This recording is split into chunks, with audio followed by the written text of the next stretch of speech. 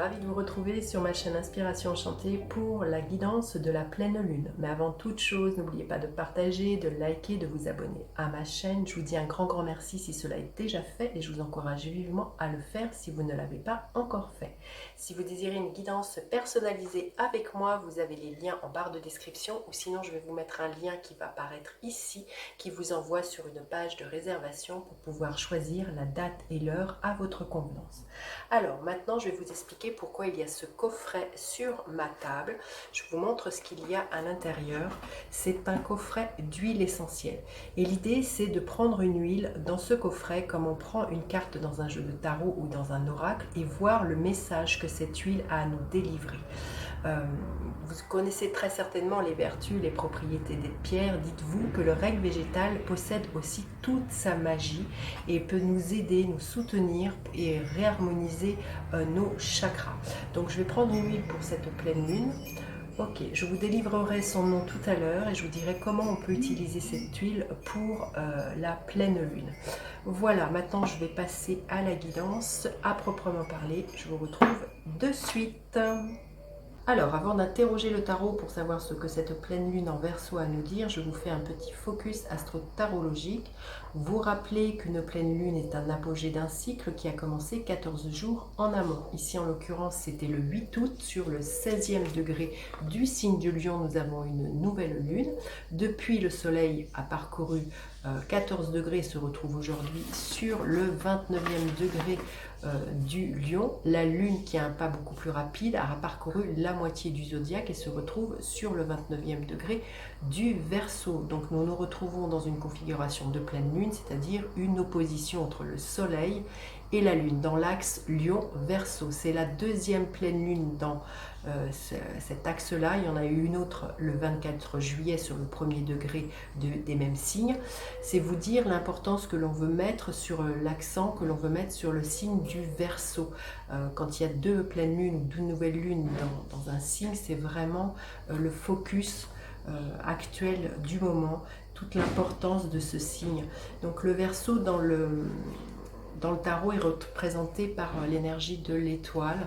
Il y a vraiment quelque chose de très universel dans cette carte. Il y a vraiment l'idée d'avoir une foi inébranlable dans ses rêves et d'avoir une confiance absolue aussi, pour moi, dans la carte de l'étoile. C'est de se savoir guider et protéger quand bien même parfois on ne sait pas trop où l'on va avec la carte de l'étoile. L'axe Lion-Verseau nous pose toutes les questions qui sont en lien de comment je prends ma place, vous voyez l'énergie du lion, de son propre rayonnement au sein d'un groupe qu'est le signe du Verseau, quelle est ma place, quel est mon sentiment de liberté, qu'est-ce que je suis prêt à concéder vis-à-vis d'un groupe, comment je m'intègre dans un groupe. Il y a vraiment quelque chose de cet ordre-là dans cet axe qui nous demande vraiment de nous verticaliser, d'être responsable de ses choix, de ses actes et de regarder aussi voilà, toute l'importance de comment je fais avec les autres et est-ce que j'en fais trop, est-ce que j'en fais pas assez, est-ce que je m'oublie, est-ce que je suis dans mon propre rayonnement, est-ce que j'ose ma singularité, il y a vraiment aussi, est-ce que je fais en lien avec les autres. Vous verrez comment toutes ces questions-là qui sont à l'ordre du jour peuvent résonner dans votre vie pendant cette pleine lune du 22 août. Voilà, maintenant je vais passer à la guidance avec le tarot. Je vous dis à tout de suite. Alors, qu'est-ce que cette pleine lune du 22 août en Verseau a à nous dire? J'ai oublié de vous dire que la pleine lune, donc c'est l'apogée d'un cycle, comme je vous ai expliqué, c'est le soleil qui éclaire la lune qui est notre inconscient. Là il y a vraiment quelque chose et nos émotions. Donc souvent au moment des pleines lunes, il y a beaucoup de brassage émotionnel, il y a des remontées, il y a des prises de conscience là qui viennent là comme ça de nos profondeurs. Et là, pendant la pleine lune du 22 août, la lune est conjointe à Jupiter. Jupiter, il amplifie tout ce qui touche là. Donc Jupiter étant conjoint à la lune, c'est vous dire que déjà une pleine lune, il y a un émotionnel qui est exacerbé, mais là, conjoint à Jupiter, ça va être puissance, je ne sais pas, 10 000, 100 000, voilà, j'exagère un peu, mais parce que Jupiter peut être aussi dans l'exagération. Donc je pense qu'il va y avoir quelque chose d'extrêmement exacerbé au moment de cette pleine lune, peut-être des prises de conscience, il y a vraiment quelque chose comme ça qui va vraiment, presque j'ai envie de vous dire, qui peut être de l'ordre du tsunami émotionnel euh, dans cette pleine lune. Vous verrez comment ça peut vous parler à ce moment-là. Alors, quel est le message, l'énergie de cette pleine lune? Quel est le défi auquel elle va nous confronter? Quelle est la ressource à mobiliser? Et l'énergie qui est là d'ici la fin de cette lunaison. Alors, en début de magnifique. Et écoutez, on ne pouvait pas mieux rêver. Donc, c'est vraiment vous dire l'intensité, comme je vous disais, de cette pleine lune. C'est l'énergie du Verseau qui est là. Donc, on est vraiment dans cette énergie. Il y a vraiment la mise en exergue de ce signe-là, de tout ce qui est des questions de fraternité, du goût, de comment je m'intègre. Il y a aussi l'idée, vous voyez, de se montrer tel que l'on est. L'étoile, elle est nue là. Donc, de oser se montrer tel que l'on est dans un groupe, de ne pas faire de compromis. Il y a vraiment quelque chose de cet ordre-là dans l'énergie de l'étoile. Et de laisser, vous voyez, il y a ces cruches qui... Voilà, il y a vraiment l'idée d'une liquidité, de laisser s'écouler les choses, l'idée de se laisser diffuser. Hein. Il y a vraiment l'idée de laisser couler, d'aller dans le sens du courant pour moi.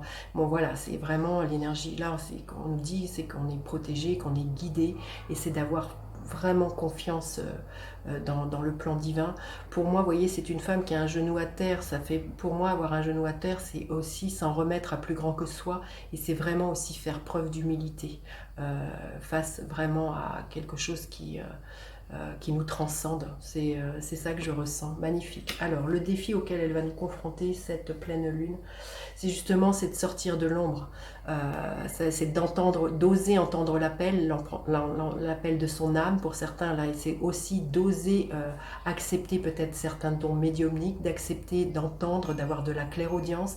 Mais pour moi, c'est d'accepter que l'on est venu s'incarner sur cette terre et d'accepter de vivre pleinement ce temps-là que l'on est venu vivre.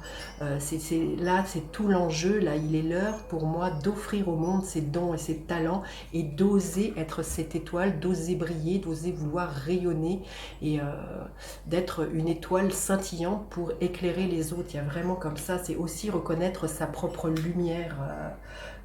Il y a à sortir accepter cette renaissance, accepter aussi que l'on soit ébranlé pour moi et sortir de l'ombre, arrêter de vouloir se cacher tout le temps pour moi.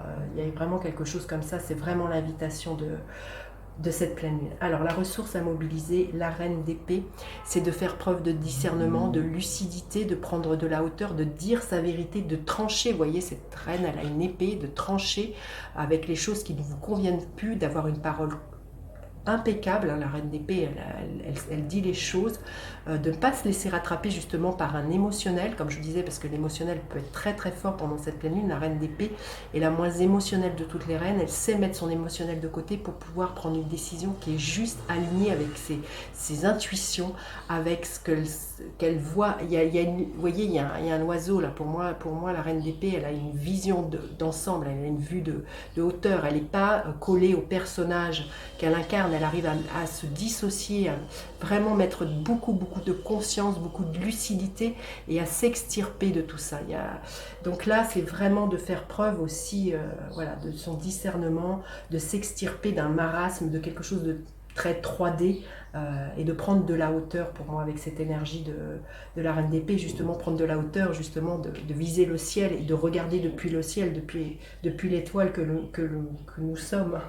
Et l'énergie qui est là à la fin de la lunaison, on nous dit le 7 de bâton de tenir bon coûte que coûte envers et contre tout, peut-être justement de défendre ses opinions, de rester aligné avec qui l'on est et de tenir bon, de ne pas céder pour moi c'est vraiment de mettre un rempart entre soi et les personnes qui essaieraient de nous déstabiliser, qui essaieraient justement ce que je vous disais, tout l'enjeu de l'axe Lion-Verseau, qui essaieraient de vous faire ne pas être qui vous êtes, ne pas reconnaître votre singularité, vouloir que vous vous adaptiez ou que vous soyez de la même couleur qu'eux, que vous ayez les mêmes idées, hein, vous voyez ce dont je parle. Donc là, il y a vraiment quelque chose de cet ordre-là avec cette énergie-là. On nous dit de tenir bon face à l'adversité, et de ne surtout pas oublier voilà, l'étoile que nous sommes, et de se dire que les différences rendent riches. Il y a vraiment quelque chose comme ça. Il y a l'idée pour moi de ne pas se confondre, se diluer dans un groupe. C'est vraiment l'invitation qui est là et tout l'enjeu de cette pleine lune. On va demander un message supplémentaire. En tout cas, c'est magnifique. Magnifique, magnifique. Quel est le message supplémentaire que l'on a besoin d'entendre? Il y a l'idée de rester équilibré pour moi, avec cette balance.